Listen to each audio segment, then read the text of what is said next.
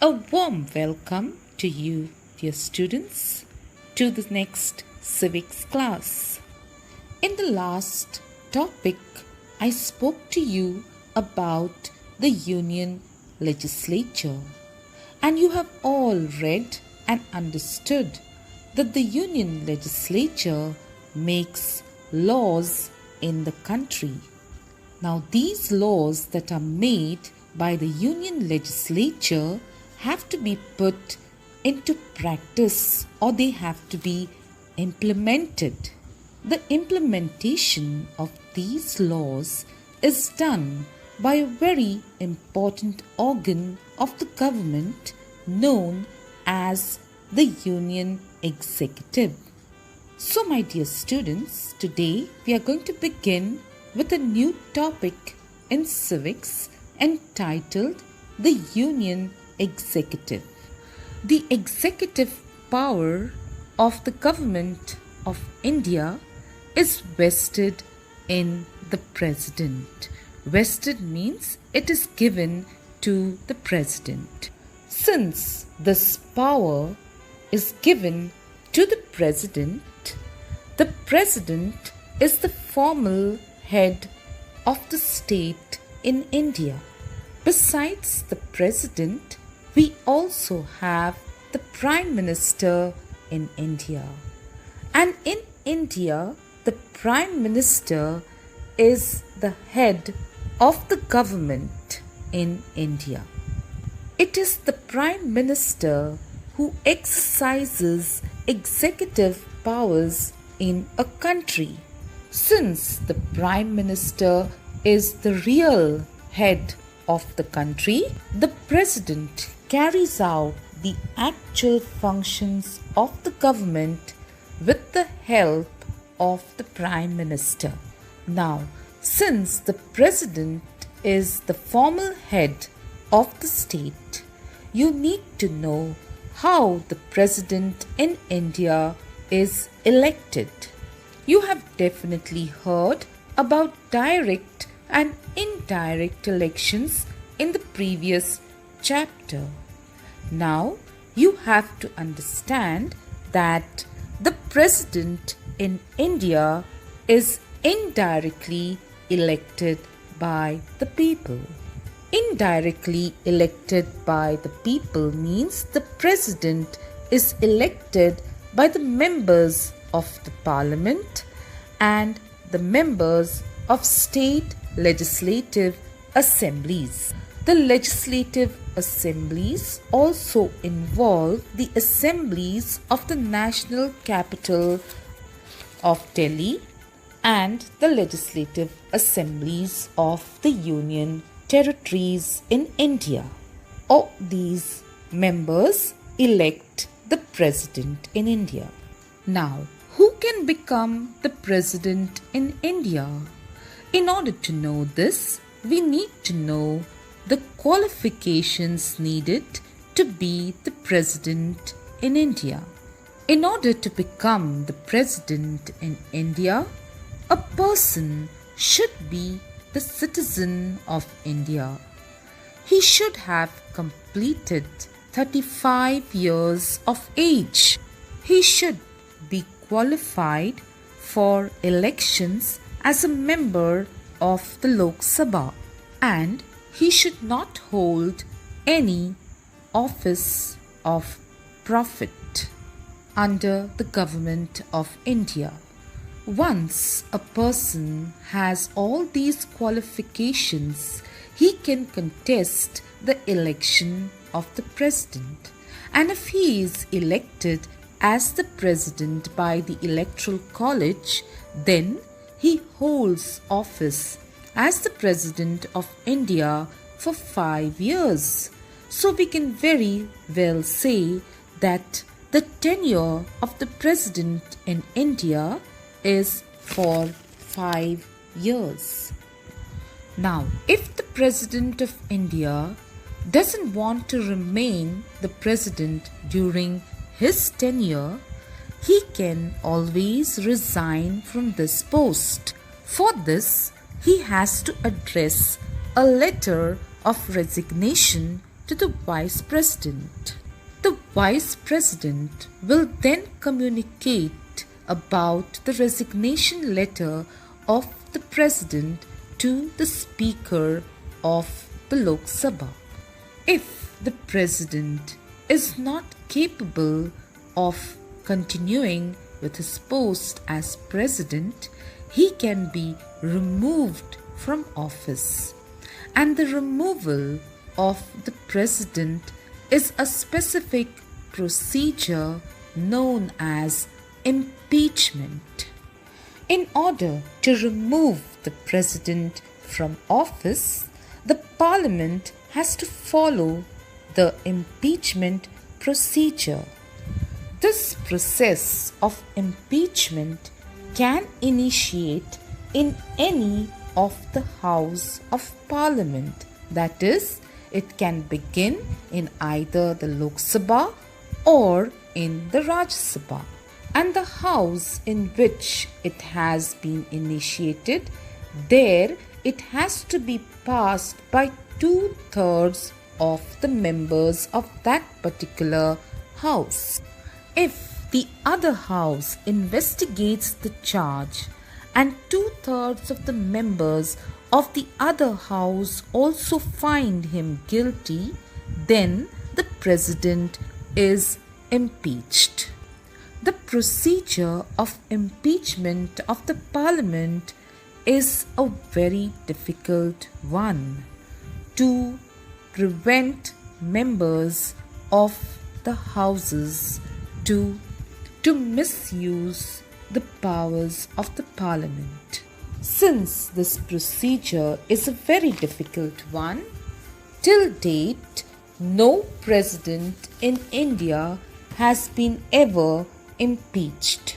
Now let us move on to the next subtopic, that is the powers and functions of the President of India.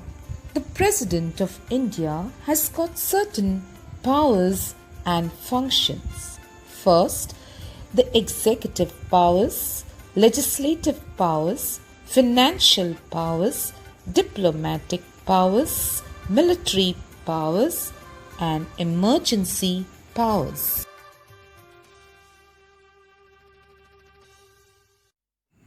Let us now begin with the executive powers of the President of India.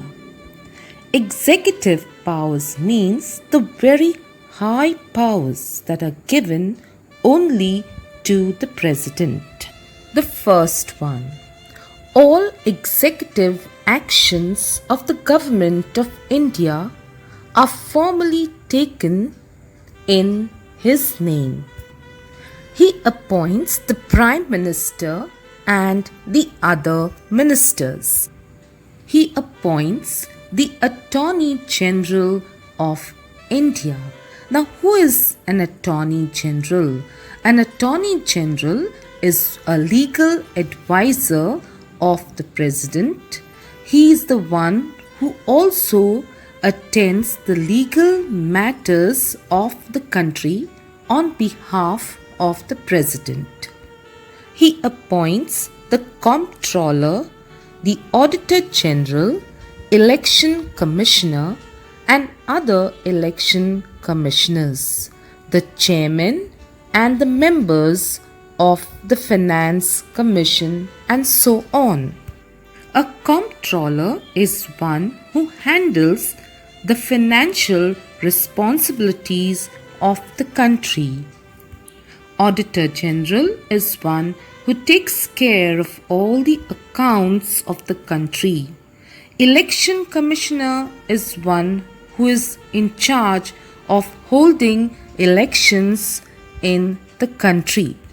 The next executive power of the President, he can appoint a commission to investigate into the conditions of the Schedule Caste, the Schedule Tribe, and the other backward classes.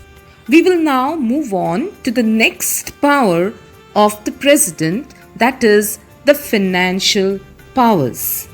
The first financial power of the President is that A money bill can be introduced only with the prior recommendation of the president.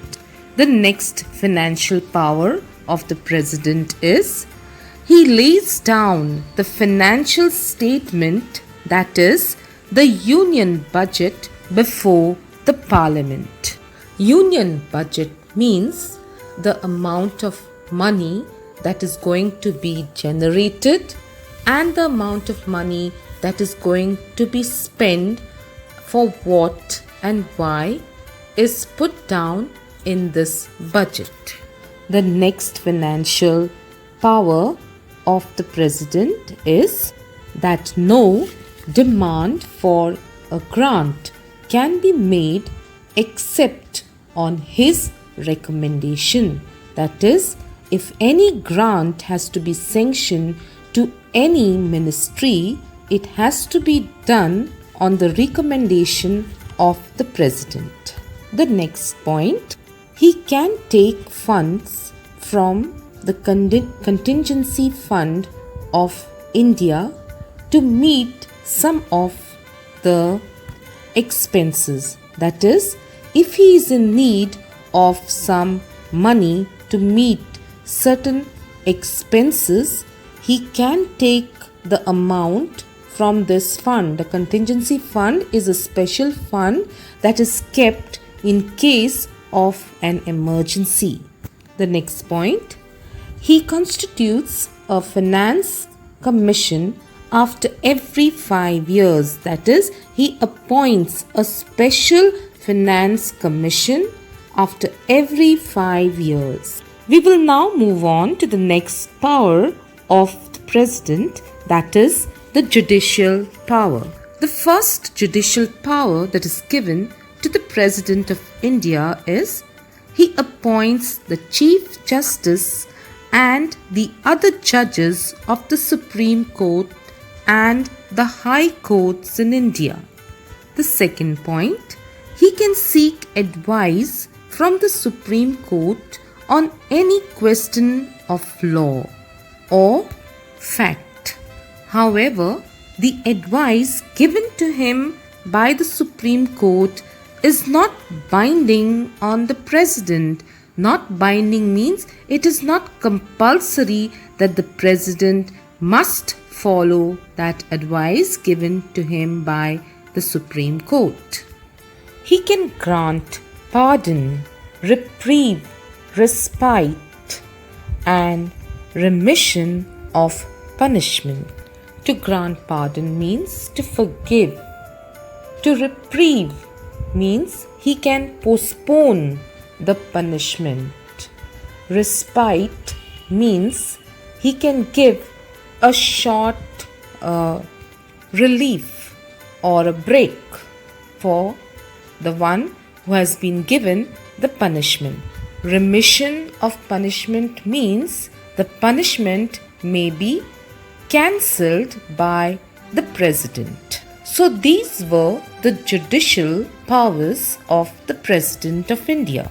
Next we have are the diplomatic powers of the president.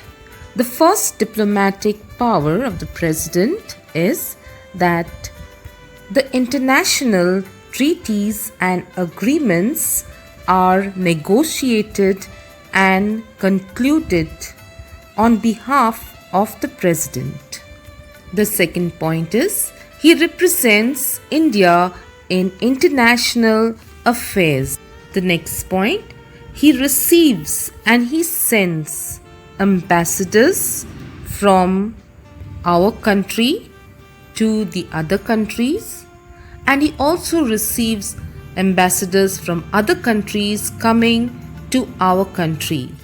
Ambassadors are high officials who are coming to our country, maybe to represent some other country, or maybe our people, our person, very important person, going to another country to represent or going for a meeting to some other country. So these are the diplomatic powers of the president. The president also has military powers. The first military power of the president is he is the supreme commander of the defense forces in India.